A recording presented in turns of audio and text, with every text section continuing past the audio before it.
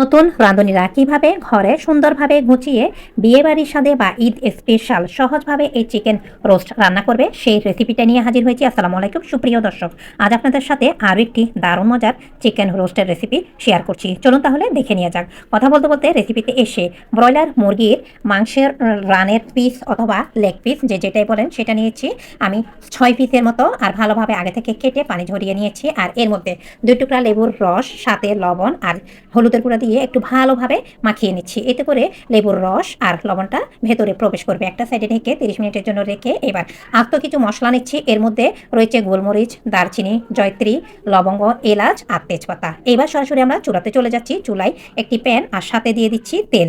এই সময় চুলার জালটা আমি হাই হিটে করে দিয়ে চুলার জালটা আবার একটু কমিয়ে দেব। যখন তেলটা আমাদের ভালোভাবে গরম হয়ে আসবে, এবার আমি কিছু পেঁয়াজ কোচানো পেঁয়াজ বেরেস্তা করে নিচ্ছি। পেঁয়াজ বেরেস্তা করে এই পেঁয়াজ বেরেস্তা আমরা 3 ভাগে ভাগ করে পরবর্তী সময়ে ব্যবহার করব।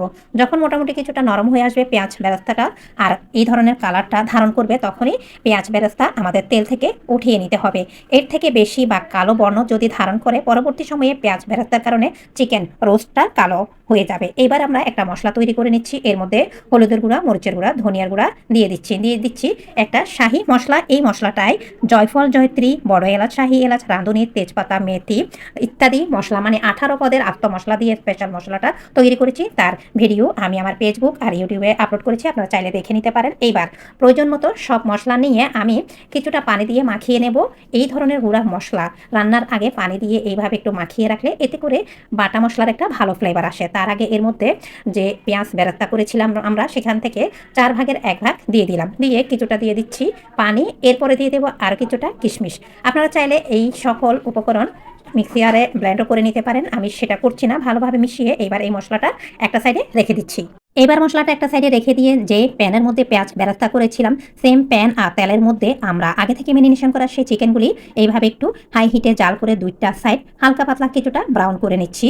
আর আমি 2 পিস করে ভেজে নিয়েছি, যেহেতু 6টা পিস লেগ পিস ছিল আর রোস্টের রানের অংশ ছিল, আমার প্যানের মধ্যে যাচ্ছিল না, তাই আমি 2 ভাগে ভাগ করে বা 2 বেস করে তারপর ভেজে নিয়েছি। এবার প্যান থেকে উঠিয়ে অন্য একটি কড়াই দিয়ে দিলাম। যতটুকু পেঁয়াজ বেরেস্তার তেল ছিল সেটা আর কিছুটা তেল দিয়ে কড়াইয়ের মধ্যে এবার আদা বাটা, রসুন বাটা দিয়ে দিচ্ছি, কাঠবাদাম বাটা।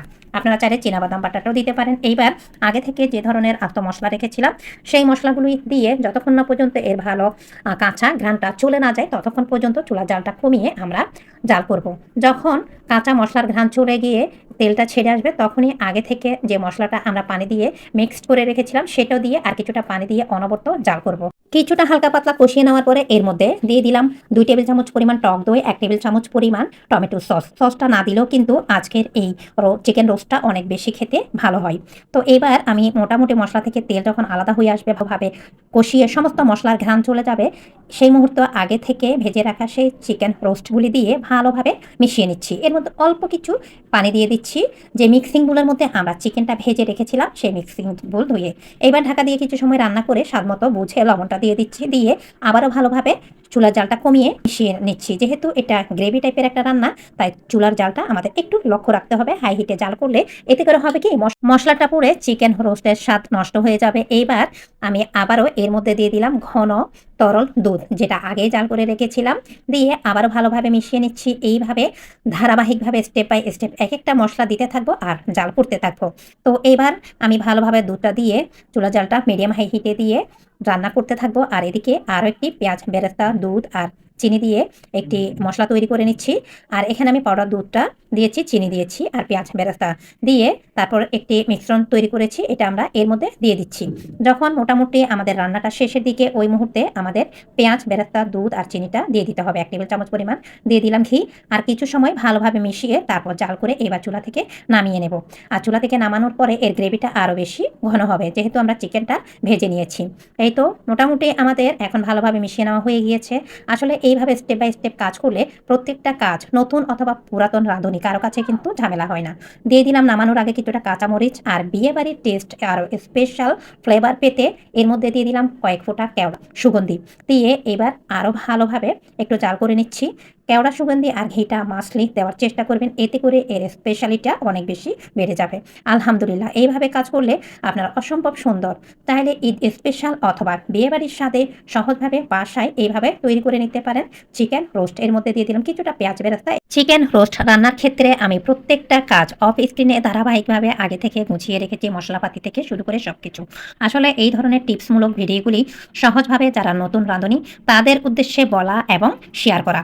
আশা করি আমার আজকের এই স্পেশাল চিকেন রোস্টের রেসিপিটা আপনাদের অনেক বেশি ভালো লেগেছে। আর দেখতে যতটা না লোভনীয়, খেতে কিন্তু তার থেকে অনেক বেশি দুর্দান্ত। অনেকটা বাবুর্চি অথবা বিয়েবাড়ির শাহী রোস্টকেও কিন্তু হার মানাবে। বাসায় যদি তৈরি করেন তাহলে বুঝতে পারবেন। সামনে যেহেতু ঈদুল আজহা রয়েছে, চাইলে সে উপলক্ষেও আপনারা রান্না করতে পারেন। যারা ফেসবুক পেজ থেকে দেখছেন অবশ্যই পেজটি ফলো করবেন। যারা চ্যানেল থেকে দেখছেন তারা অবশ্যই চ্যানেলটির পাশে থাকবেন। আসসালামু আলাইকুম।